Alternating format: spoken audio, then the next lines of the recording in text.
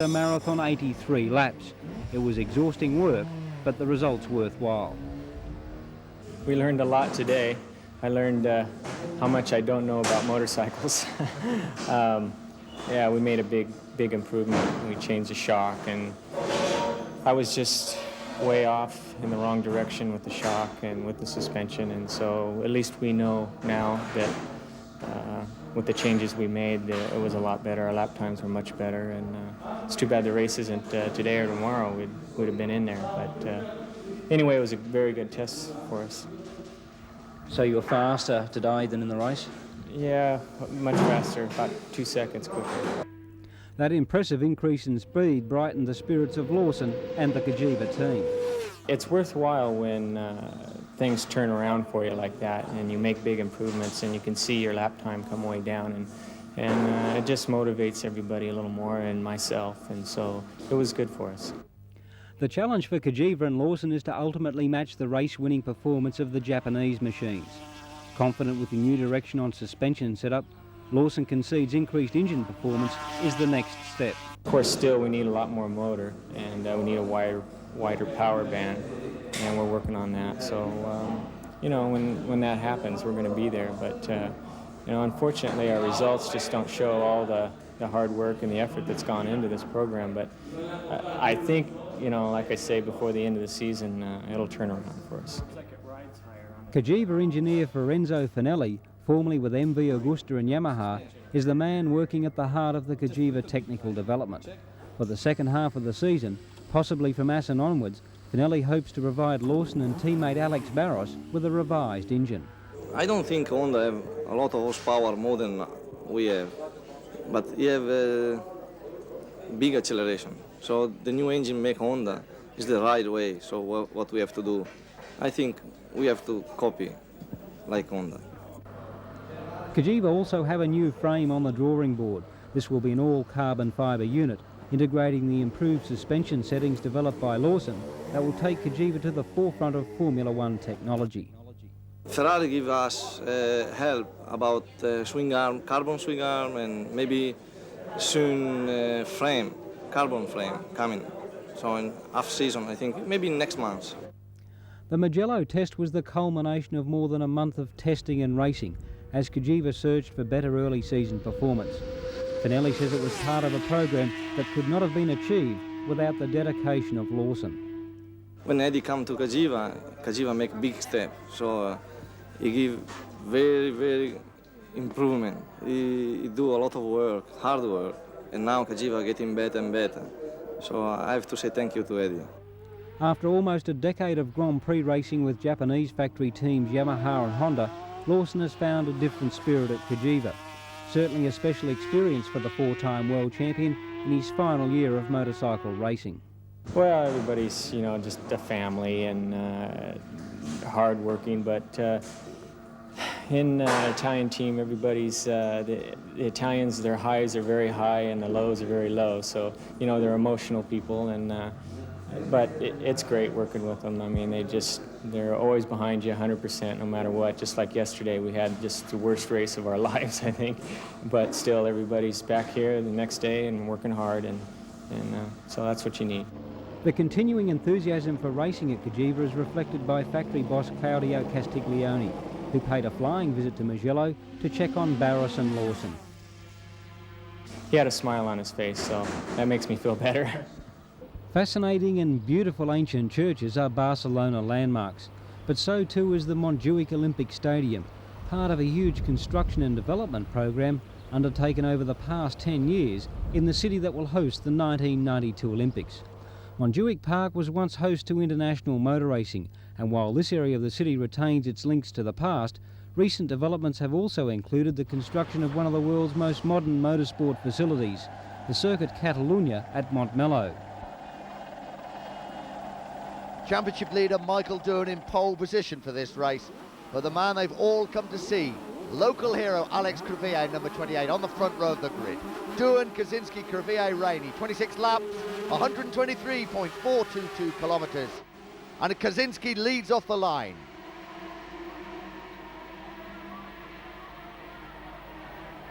But to the delight of the vast crowd, It's Eddie Lawson who goes up the inside on the first bend to take the lead.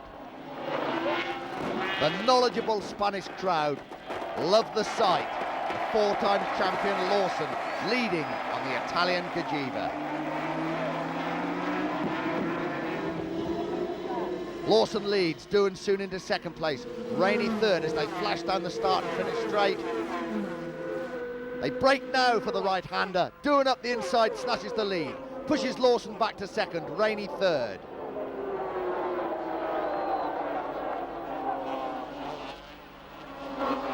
Doohan in front.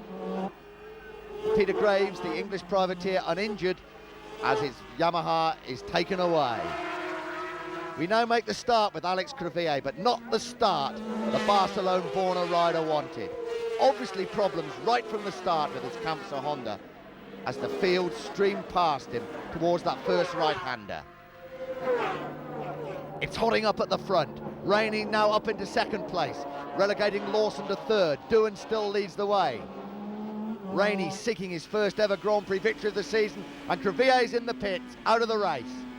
Bitter disappointment for the Barcelona rider in front of the home crowd. And Rainey leads, 2 laps to go. Rainey up the inside of Doohan. So Wayne Rainey back in front. Remember 2 weeks ago he led the Italian Grand Prix and crashed. 2 laps to go. Typical overtaking manoeuvre here at Barcelona. Along the start and finish straight, up the inside. Now watch Rainey on the brakes.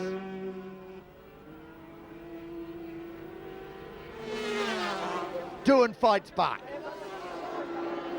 Rainey closes the door on him. The 2 top men in this year's World Championship battle it out in the Spanish sunshine, and Rainey not leaving a single inch for Doohan to get through. They're now on their last lap, and there is nothing Doohan can do as Rainey crosses the line to win his first Grand Prix of the season. It's Grand Prix victory number 18 for the world champion. Doohan in second place and Doug Chandler third. Rainey now moves into second place in the championship.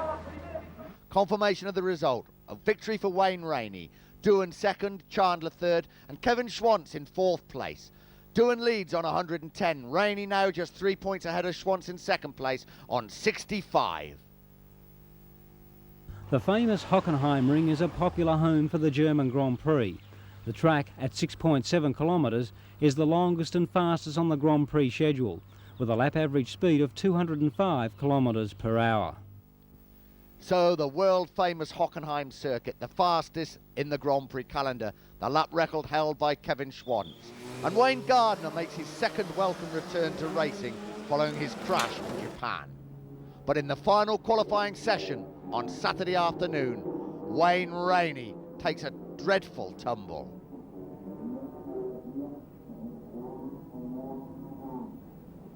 The world champion damaged his wrist and ankle in the crash, but bravely decided to race on Sunday. 18 laps, 122.256 kilometres. Doohan in pole position, Rainey, Schwantz and Kaczynski on the front row. Once again, Kaczynski makes a great start.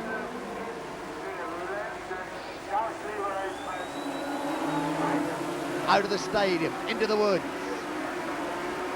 Doohan soon in front. Kaczynski, Schwantz, Chandler, Rainey, Mackenzie.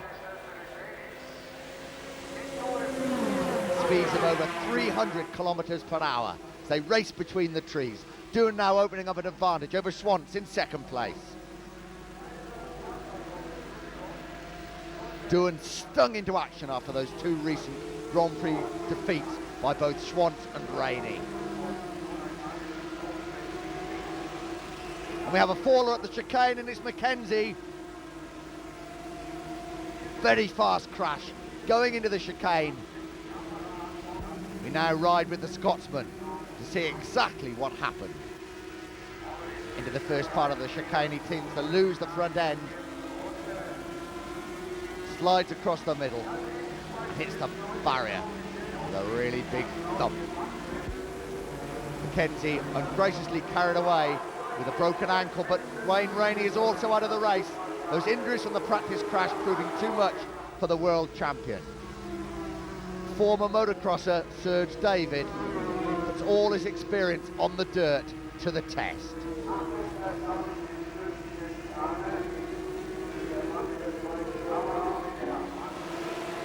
Great race now for third place between Gardner, Crevier and Kaczynski.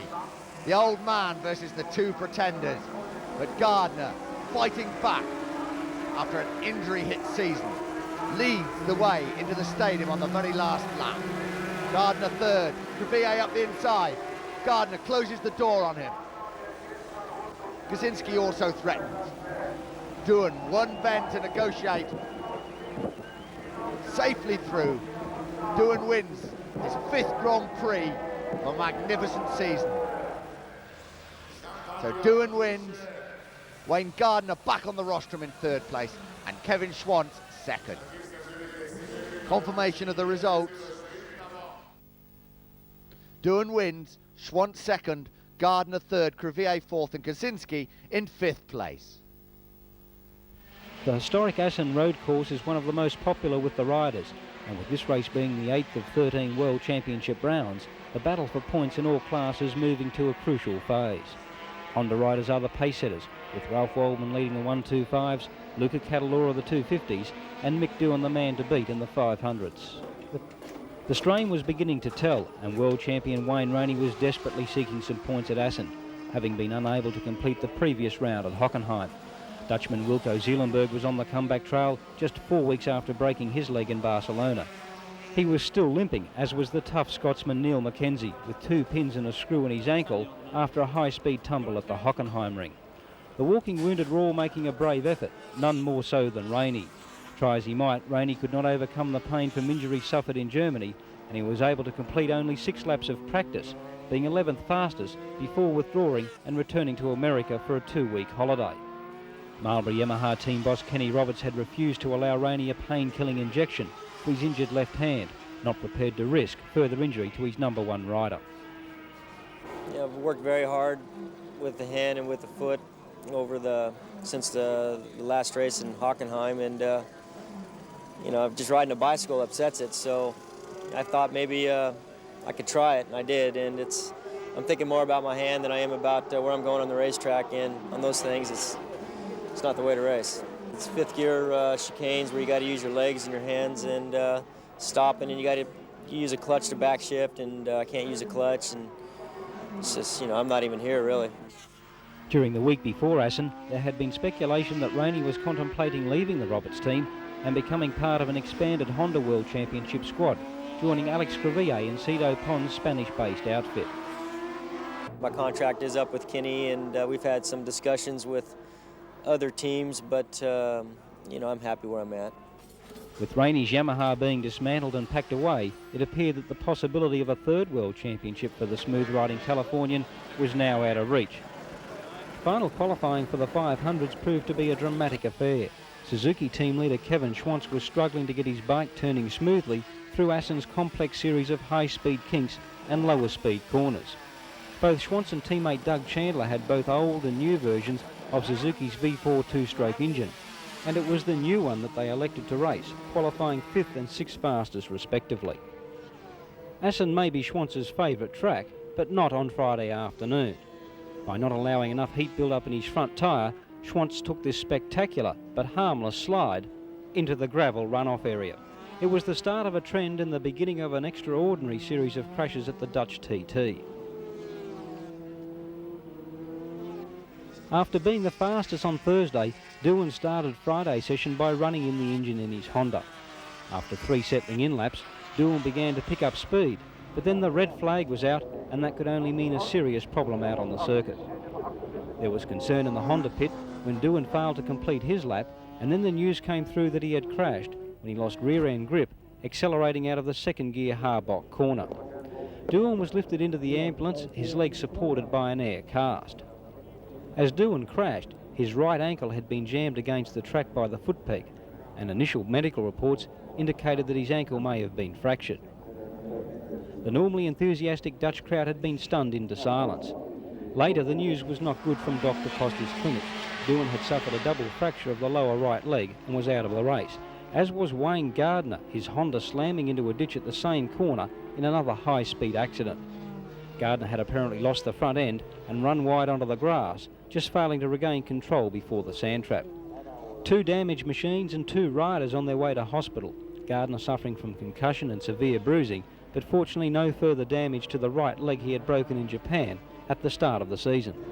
Unfortunately for the Rothmans Honda team, it would mean no representation in the race, and a setback to their World Championship hopes for Doohan, who had missed all the drama, was bumped from pole position by Eddie Lawson and Kajiva.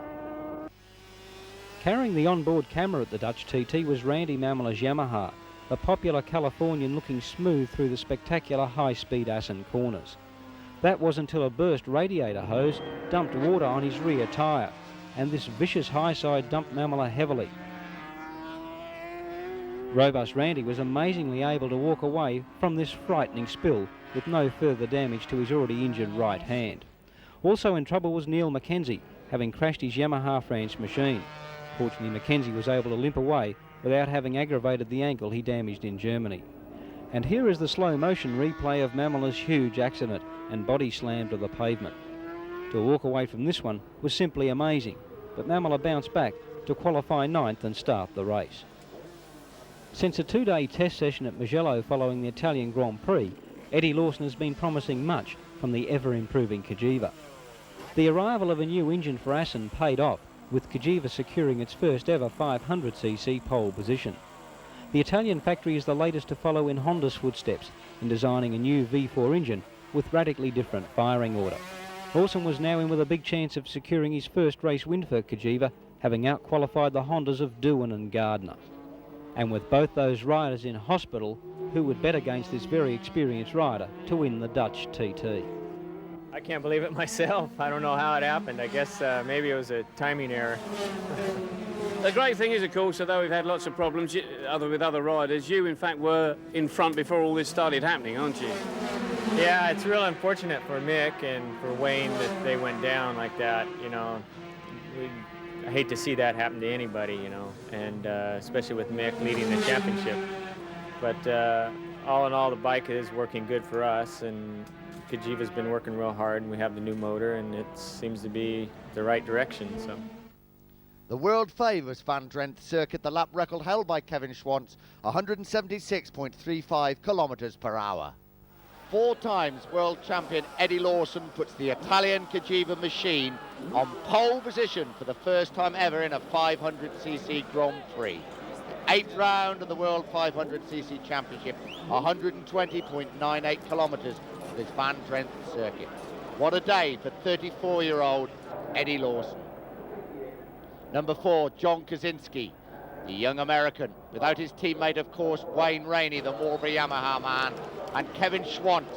Some pressure now on the Texan, with championship leader Michael Doohan out of action with a broken right leg. Kevin Schwantz 53 points behind him in the championship race, but what an opportunity to pull back that advantage. Also, alongside him on the front row of the grid, his teammate, former American Superbike champion Doug Chandler. 20 laps, a vital 8th round of the World 500cc Championship gets underway. It's a great start by number 34, Kevin Schwantz. Also up the inside, Alexander Barros riding the Kajiva. Schwantz leads, Barros in 2nd place. It looks like Eddie Lawson 3rd and Doug Chandler 4th. Schwantz leads, the 2 Kajivas already snapping at his heels. That's Lawson and Barros. Lawson is number 7, Barros is number 12. Miguel de Hamel riding the Banco Yamaha, also going well, number 17. But it's Schwantz where he'd like to be, out in the front. He's won this race on 2 previous occasions. Number 8, Randy Mamola. Not such a bad start also by number 19. That's Neil Mackenzie, riding with a chip bone in his ankle. But Schwantz leads, Lawson 2nd, Barros 3rd, Chandler 4th. Kaczynski making up for a bad start. Won't be happy about that. A good start from Kaczynski. Really, he should be up among the leaders. Schwantz and Lawson almost side by side at the fastest part of the circuit. Schwantz still leads halfway through this first lap.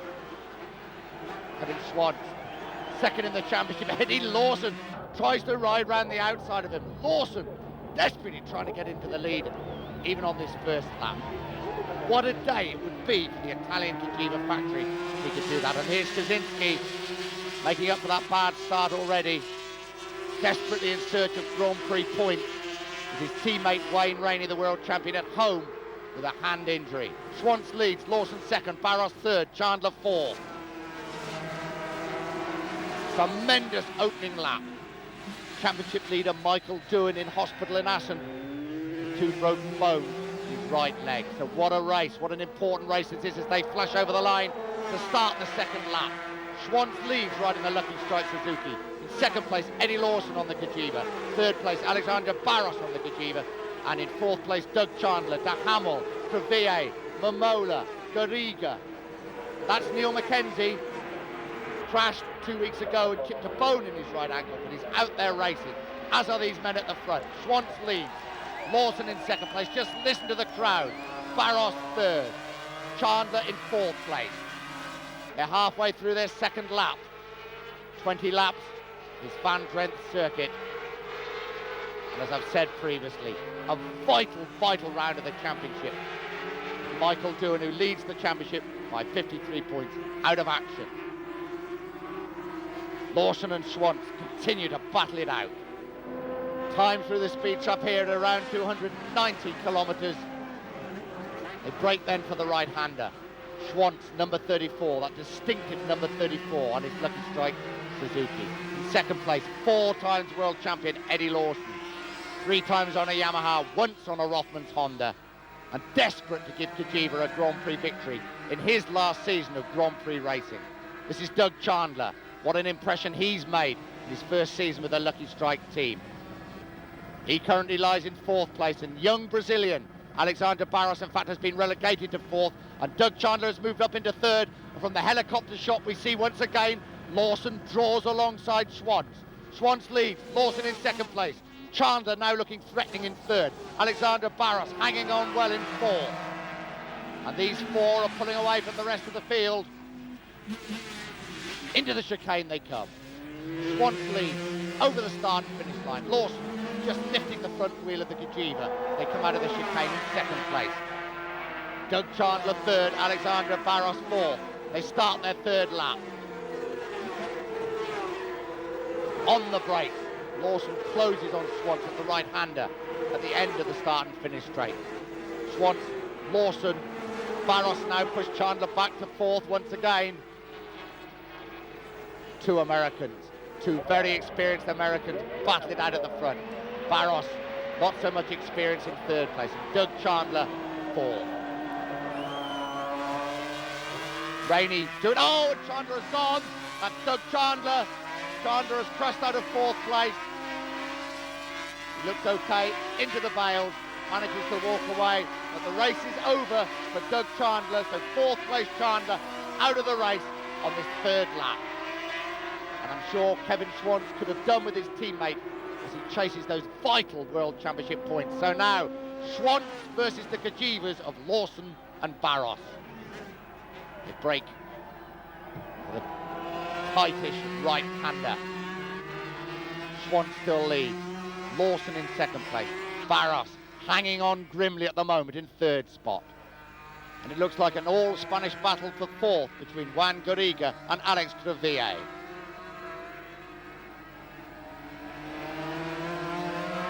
Schwantz now desperate to try and pull away from Eddie Lawson. Schwantz, who crashed in practice, as did so many other of the top riders. Don't forget this race without Wayne Rainey, Michael Doohan and Wayne Gardner, all out through injury. But really, this is a great battle at the front. Through the chicane, into the start and finish straight they come. And Barros is hanging on well in 3rd place. Schwantz, 34. Lawson, number 7. Barros, number 12. Suzuki leads the 2 Cajiva.